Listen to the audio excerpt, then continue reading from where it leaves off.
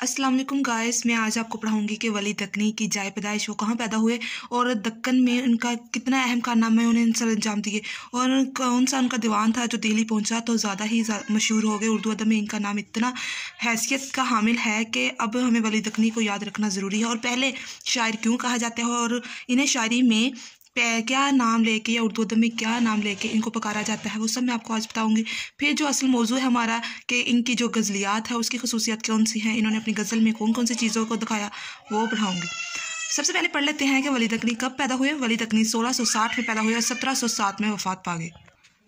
वली दक्कनी के नाम और वतन के बारे में इख्तलाफ पाया जाता है क्योंकि ये बहुत पहले के शायर थे, तो इनका जो असल है वो नहीं किसी ने लिखा, इनके बारे में नहीं किसी को पता। फिर जो मुख्तलिफ मुहक्किकीन ने मुख्तलिफ रायात दी, इनके बारे में रायत दी, तो किसी ने कुछ लिखा किसी ने कुछ लिखा। इस वजह से हम ये कहना ज़रूर यहाँ ये नहीं कि किसी शायर या मुहक्किक ने ये कहा, इससे बेहतर है कि आप ये लिखें कि वली के नाम और वतन के बारे में इख्तलाफ पाया जाता है। अहले गुजरात इन्हें गुजरात का बाशिंदा साबित करते हैं और अहले दक्कन की तहकीक के मुताबिक इनका वतन और इनका बाद दक्कन था। वली के अशार से दक्कनी होना साबित है और गुलशन गुफ्तार में जो दौर वली से करीब तर है वली का नाम वली मोहम्मद लिखा गया। आप बिल्कुल ऐसे ही लिखिएगा कि किसने क्या तहकीक करके इन्होंने क्या कहा, किसी ने दक्कन का कहा किसी ने गुजरात का कहा, तो ऐसे ही आप लोग बताइएगा। अब इनका आगाज़ और इर्तिका देख लेते हैं कि इनकी जो शायरी का आगाज़ हुआ था वो कैसे हुआ। उर्दू गज़ल के बाबा आदम उर्दू में शायरी का सिलसिला अगरचे बहुत पहले अमीर खुसरी के अहद से ही शुरू हो गया था, लेकिन शोरा में जो अमीर खुसरी थे उन्हें उर्दू गज़ल का बाबा आदम कहा जाता है। मतलब कि उनसे शायरी का जो आगाज़ था वो हो चुका था बहुत पहले का, लेकिन शोरा में हिंदी हिंदवी या रेख्ता को जो उर्दू के ही दूसरे नाम है वो इज़्ज़त और मर्तबा हासिल नहीं था जो फ़ारसी को हासिल था। शायरी फ़ारसी में की जाती थी और शोरा तफरीहन उर्दू में भी शेर कह लेते थे। यानी हिंदी हिंदवी या रेख्ता ये उर्दू के पहले नाम थे, बाद में उर्दू मतलब कि कहा शुरू हुआ। पहले इसे हिंदी और हिंदवी कहा जाता था या रेख्ती ज़बान कहा जाता था, लेकिन जैसे ही इसे मतलब वो जो मर्तबा हासिल नहीं था जो फ़ारसी को हासिल था। पहले फ़ारसी बहुत ज़्यादा मशहूर थी, आप लोगों को वैसे ही पता होगा कि पहले फ़ारसी राज हुई पर बाद में उर्दू आई, कि लोग जो शायर थे उन्हें उर्दू भी पसंद थी, वो फ़ारसी भी करते थे लेकिन अपनी तफरीह के लिए अपनी लुत्फ़अंदोज़ होने के लिए उर्दू में शेर कहते थे। यानी शायर रहते तो हिंदुस्तान में थे लेकिन तकलीद ईरानी शायरों की करते थे। इस सूरत हाल ने एहसास और इसके बयान के बीच एक खला सा पैदा कर दिया जिसे पूर्ण करने की ज़रूरत लाजमन महसूस की जाती रही होगी। ऐसे में 1820 में जब वली का दीवान दिल्ली पहुंचा तो वहाँ के लोग एक हैरान कुन मुसरत से दो चार हुए। इनकी शायरी खासो आम में मकबूल हुई, इनके दीवान की नकलें तैयार की गई, इनकी गज़लों की तरह पर गज़लें कही और इनके सर पर रेख्ता का ताज रख दिया गया, यानी रेख्ता उर्दू का ताज रख दिया गया। इनका जब दीवान दिल्ली पहुंचा था तो इस दीवान ने इन्हें इतना ज़्यादा मशहूर व मकबूल कर दिया कि इन्हें पहला शायर भी कहा जाता है। बाद के नकादों ने इनको उर्दू का चासर करार दिया, यहाँ तक कि इन्होंने दीवान की जो थी मकबूलियत इतनी हद तक थी कि रेख्ता का ताज भी पहनाया और उर्दू का चासर भी करार दिया। वली को मीर तक मीर से पहले उर्दू गज़ल में वही मर्तबा हासिल था जो बाद में और आज तक मीर साहब को है। वली ने शेरी इजहार को ना सिर्फ ये कि एक नई ज़बान दी बल्कि उर्दू ज़बान को एक नया शेरी इजहार भी दिया जो हर तरह के तसन्नो से आज़ाद था। वली फ़ारसी शोरा के बरक्स ख्याली नहीं बल्कि जीते जागते हुस्न के प्रशार थे। इधर से अगर आप लोग मिस करना चाहते हैं तो कर सकते हैं, यहाँ से ये इंपॉर्टेंट है, ये बात अहम है कि वली फ़ारसी शोरा के बरक्स ख्याली नहीं बल्कि जीते जागते हुस्न के प्रशार है। मैंने इसीलिए प्रोमिनेंट करके लिखा हुआ है कि पता हो ये लाइन इंपॉर्टेंट और अहम है, हमने ज़रूर इसमें शामिल करनी है अपने सवाल में। इन्होंने उर्दू गज़ल में इजहार के नए सांचे मरतब किए, ज़बान की सतह पर दिलचस्प तजर्बात किए जो रद्द कबूल की मनाजिल से गुजर कर उर्दू गज़ल की ज़बान की तमीर व तरक्की में मददगार साबित हुए और उर्दू गज़ल की ऐसी जानदार रवायत कायम हुई कि कुछ अर्सा तक इनके बाद के शोरा रेख्ता में फ़ारसी शेरी बात को मायूब समझने लगे।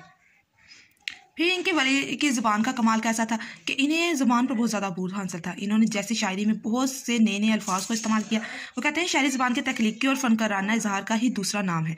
फ़ारसी रसूम शायरी से हटकर एक नई तख्लीकी ज़बान की ताकतवर मिसाल पेश करना जो ना सिर्फ कबूल की गई हो बल्कि जिसकी तकलीद भी की गई हो।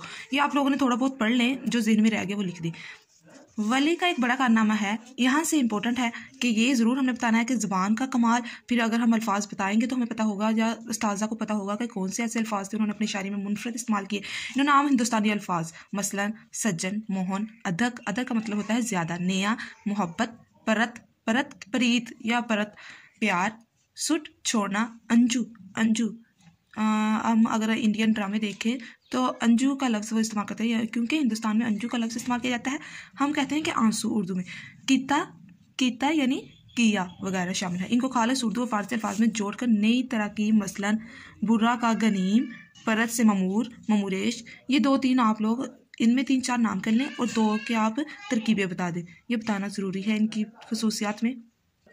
फिर इनकी एक और इम्पोर्टेंट जो अहम है वो हर शायर की अहम होती है तशबीहात और इस्तारा का इस्तेमाल। वली तशबीहात के बादशाह हैं, बादशाह ही उन्होंने कह दिया। नई तशबीह तलाश करने में कामयाब हो जाते हैं। मिसाल तौर पर जुल्फ़ को लीजिए। जुल्फ़ के मजमून से उर्दू और फारसी शोरा के दीवान भरे पड़े हैं, लेकिन इस तशबीह में तमसील कोई नयापन नजर आता है। अब शेर देखते हैं। मतलब कि जुल्फ़ का जो लफ्ज़ था वो तो बहुत से शोरा ने इस्तेमाल किया, लेकिन इन्होंने एक नया अंदाज, एक नया रुख दिया इस लफ्ज़ को। जुल्फ़ तेरी है मौत जमुना की, दिल नज़्क इसके जियो शनासी है। वली दक्कनी की जो मकबूलियत का अंदाज़ा हम इस इक़्तिबास से लगा सकते हैं कि राम बाबू सक्सेना कहते हैं, जब वली का नैयर इकबाल चमका तो छोटे छोटे तारे जो उफ़्क़ शारी पर उस वक्त ज़ियाए फ़गन थे, मतलब कि उस वक्त जो चमक रहे थे तारे, सब मांद पड़ गए, यानी सब फीके पड़ गए। वली को रेख्ता का मौजद गोया उर्दू का चासर ख्याल करना चाहिए। इस ज़माने में उर्दू शायरी का संग बुनियाद बाकायदा तौर पर रखा गया। मुख्तलिफ इनके इक़्तिबासात हमें मिलते हैं। मुख्तलिफ मुहक्किकीन ने इन्होंने इनकी जो तारीफ़ें हैं वो मुख्तलिफ अंदाज से की। डॉक्टर सैयदुल्लाह का कहना भी है कि हक़ ये है कि मामलात और हकीमाना गहराई और दर्दमंदी और सोज़ोगदास की कमी के बावजूद वली का कलाम बड़ा खुशरंग और खुशगवार है। बहारे आफरीन अल्फाज, खुश सूरत तराकीब, जो पीछे बात की थी कि तराकीब इन्होंने इस्तेमाल की, अल्फाज बहुत अच्छे इस्तेमाल किए, गुलो गलगश्त की तकरार, मतलब गुल की बातें, गुलो बुलबुल की बातें, हुस्न के तराने और नगमे, मुनासिब बहरों का इंतखाब और असलीब फ़ारसी से गहरी वाकफियत और इनसे इस्तिफ़ादा, इन सब बातों ने वली को एक बड़ा रंगीन शायर बना दिया है। खोगर नहीं कुछ यूं ही हम रेख्ता गोई के, माशूक जो था अपना बाशिंदा दक्कन का था। बहुत ही आसान इनकी सबसे पहली जो खसूसियत है एक हमने पीछे पढ़ी है कि ज़बान का कमाल, अल्फाज कैसे उन्होंने इस्तेमाल किए। फिर इनकी जो दूसरी खसूसियत है वो ऐसी है, हुस्न जमाल का मौजू बहुत ज़्यादा अहम है इनके यहाँ। वली से पहले किसी शायर हुस्न जमाल का भरपूर और कामयाब तसव्वुर नहीं दिया, इसलिए डॉक्टर सैयद अब्दुल्ला ने वली को जमाल दोस्त शायर का लक़ब दिया है। ये क्वेश्चन भी आ सकता है, आपको MCQs भी आ सकता है, बहुत ही ज़्यादा इंपॉर्टेंट है ये बात, याद रखिएगा। वो पूछ सकते हैं कि किसने, कौन से नुकात ने या मुहक्किक ने इन्हें जमाल दोस्त शायर का लक़ब दिया, वो डॉक्टर सैयद अब्दुल्ला ही है। इनकी हुस्न परस्ती में सरमस्ती और दरफ्तगी की लहरें पैदा होती हैं। इनके हुस्न परस्ती में सरमस्ती और सरखुशी का रंग नुमाया महसूस होता है। अब देखें हुस्न जमाल, इनके शेर में देखें। मिसाल के लिए हमें हर खसूसियत के एक शेर ज़रूरी होना चाहिए। निकल ए दिलरुबा गर सू के वक्त बेहजाबी है, निकल ए दिलरुबा गर सू के वक्त बेहजाबी है, चमने गुल रंग सू हर बाम गुल लबरेज है। वली मोहम्मद सादर लिखते हैं कि वली की शायरी इस इक़्तिबास से इनकी पूरी खसूसियात इहाता करती हुई हमें ये इक़्तिबास नज़र आता है। वो कहते हैं कि वली की शायरी के 4 नहायत अहम पहलू हैं। 4 अहम पहलू हैं, तरीक़ी, लसानी, फ़नी और जमालाती। तरीक़ी लिहाज से वो इस वजह से अहम है कि इनके ज़ेर असर शुमाली हिंद में जदीद शायरी का आगाज़ हुआ और रफ्ता रफ्ता ये असलूब तमाम मुल्क पर छा गया। इसलिए अगर आज़ाद के अल्फाज में इसे उर्दू शायरी का बावाए आदम कहा जाए तो बेजा ना होगा। दूसरी इनकी जो खसूसियत है, या तीसरी, ज़िंदगी और कायनात का हुस्न। वली हुस्न और जमाल के शेरी तजर्बात बयान करते हुए किसी गम या दुख का इज़हार नहीं करते, क्योंकि जमाल दोस्त हैं, इसलिए कायनात की हर शय में जमाल देखते हैं। इनकी नज़र ज़िंदगी और कायनात के तरीक़ पहलुओं को नहीं देखती। वो हुस्न से मायूस होकर आहें भी नहीं भरते। मतलब बहुत से ऐसे शायर हैं जो रोते रहते हैं या आहो अफकार करते हैं, लेकिन वली दक्कनी इन सब से मुख्तलिफ शायर हैं। इन्होंने हमेशा तरीक़ पहलुओं को छोड़कर जो अच्छे पहलू हैं उन पर नज़र दौड़ाई। हमेशा इन्होंने खूबसूरती को देखा। सनम तुझ दिदाए दिल में गुजर कर, हवा है बाग है आबे रवा है। एहसासाते हुस्न की शायरी। डॉक्टर सैयदुल्लाह के ख्याल में वली की शायरी अराकी तर्ज के ज़्यादा करीब है। इस अराकी तर्ज से इनकी मुराद ये है कि वली के यहाँ मामलात इश्क के बयान की बजाय एहसासाते हुस्न का बयान ज़्यादा है। मसनदे गुले मंजल शबनम हुई, मसनदे गुले मंजल शबनम हुई, देख रुतबा दीदाए बेदार का। फिर इनके यहाँ हमें सरापा नगारी बहुत ज़्यादा नज़र आती है। सरापा नगारी के बारे में वो कहते हैं, वली ने वाक़ियत और तख़य्युल की मदद से अपने महबूब के हुस्न की मद्दाह सराई और कसीदा जवानी की है। इनके अशार से महबूब की खूबसूरत तस्वीरें बनती हैं। इसलिए वली को उर्दू अदब का सबसे बड़ा सरापा नगार माना जाता है। इन्हें बाबा आदम भी कहा गया, चासर भी कहा, रेख्ता का ताज भी इनके सर पर रखा, और अब इन्हें बड़ा सरापा नगार भी कहा जाता है। मौज दरिया को देखने मत जा, मौजे दरिया को देखने मत जा, देख तो जुल्फ अंबरी की अदा। पीछे भी हम जुल्फ वाली, अगर वो आपको आसान लगती है वो आप शेयर कर लें, अगर आपको ये आसान लगता है जुल्फ वाला ये कर लें, दोनों में आप शामिल कर सकते हैं इसको। एक ही गज़ल में वली महबूब को मुख्तलिफ नामों से पुकारता है, कभी साजन, कभी मोहन, कभी गुलिस्तान और कभी गुल वगैरह। जैसे अख्तर शिरानी वो शायर हैं जिन्होंने जो अपनी शायरी में उन्होंने महबूब को नामों से पुकारा। वली दक्कनी वो शायर हैं जिन्होंने मुख्तलिफ नामों से वो पुकारते हुए दिखाई देते हैं अपने महबूब को। कभी उन्होंने साजन कहा, कभी मोहन कहा, कभी गुलिस्तान और कभी गुल। अजब कुछ लुत्फ़ रखता है शबे खलवत में गुले रखे सू, अजब कुछ लुत्फ़ रखता है शबे खलवत में गुले रखे सू, खताब आहिस्ता आहिस्ता, जवाब आहिस्ता आहिस्ता। फिर तशबीहात और इस्तारात पीछे भी आपको मैंने बता दिया था। ये मतलब अगर हम आर्टिकल खोलें या नेट से या किताबों से मुख्तलिफ हमें इनकी मिल जाती हैं, तो वो कर लें जो आपको आसान लगता है।